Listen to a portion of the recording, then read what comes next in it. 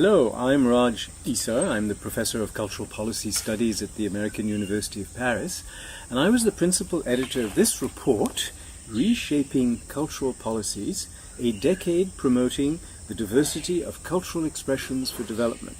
This report is about the implementation of the 2005 Convention for the protection and promotion of the diversity of cultural expressions. Now, UN organizations like long titles. What that actually refers to, the core purpose of this convention, is to give all countries the sovereign right to protect, to promote, to support in whatever way they see appropriate their cultural and creative industries, their living cultures, even though we live in a worldwide environment of free trade. Goods and services are supposed to be traded freely.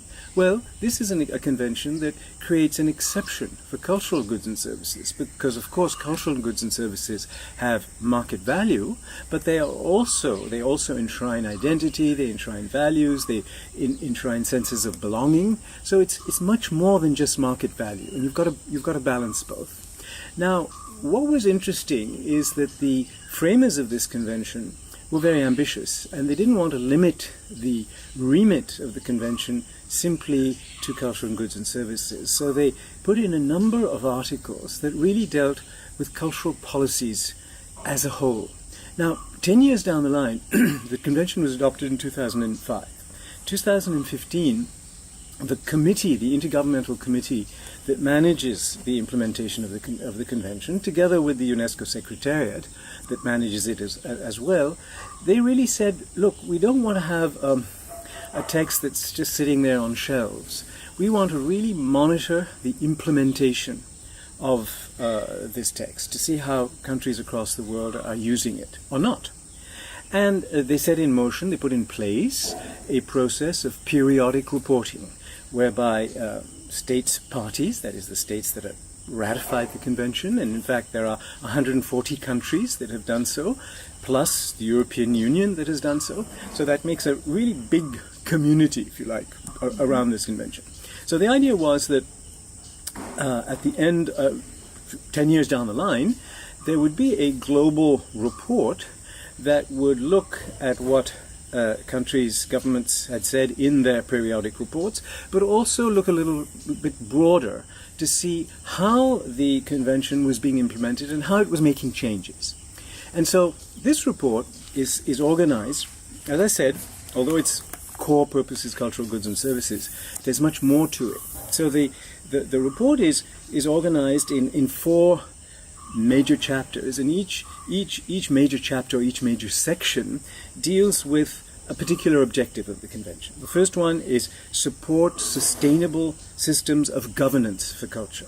So there's a chapter in there by a Croatian public servant and specialist on new trends in policymaking.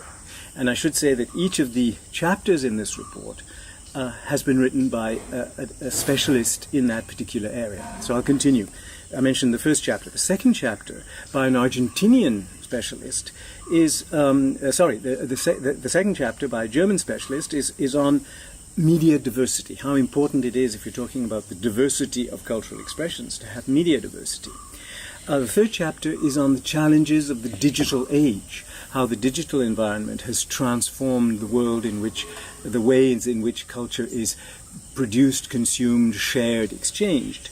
And the fourth chapter in that section under governance is called Partnering with Civil Society, because this convention is a pioneer in that it really accords a major role to civil society organizations in the implementation, and increasingly governments are heeding that, and civil society and governments are working together. So that was the first section. The second section is called Achieve a Balanced Flow of Cultural Goods and Services and Increase the Mobility of Artists and Cultural Professionals. And so that idea of balance in the capacity to produce and exchange is right there. That's the core purpose of the convention. But in addition, the whole idea of the mobility of artists and other cultural professionals and cultural workers, how is that being protected? How is that being promoted in today's world of security concerns and visas and things like that? So there's a chapter on that. It's called Minding the Gaps, Promoting Mobility. Then there's a chapter that's really on the core issue, striking a balance, flows of cultural goods and services, in which India figures actually quite prominently because of the very large size of India's cultural goods and services sector, mainly Bollywood, of course. So that puts India and China into a kind of special category where all of the statistics for the developing countries are kind of lifted by the weight of India and China in this area in the world. And then the third chapter in that section is called Promoting the Convention in International Forums, and the idea there is, let's look at how other international treaties, other international groupings are paying attention to the convention. Is it enough attention? Is it the right kind of attention? So that was the second section. The third section has just one chapter. It's called Integrate Culture in Sustainable Development Frameworks. And that's how the cultural dimension is being built into sustainable development projects and programs across the world. And then the final section is a very important one that's present in the convention but has come to the fore very much in recent years. It's called Promote Human Rights and Fundamental Freedoms. There's a chapter by an Indian journalist, a well-known Indian journalist, Amu Joseph, and it's called Women as Creators, Gender Equality in this Field. And Amu, I think, will be telling you things about this chapter herself. And the final chapter is Challenges of Artistic Freedom, written by the president of an international NGO called Freemuse, which monitors the artistic and intellectual freedom across the world and all of the violations of that freedom that exist, whether they are created by governments or by corporate interests or more so by even civil society bodies. And although there isn't much in that chapter on India, that this is an issue, the artistic freedom is a big issue in India, as I'm sure you all know, right off the author didn't include any examples from India in his treatment, but that is certainly a concern in this country. The other chapter in which India does figure throughout, there are references to how India is placed and how it stands in relation to different dimensions of cultural policy.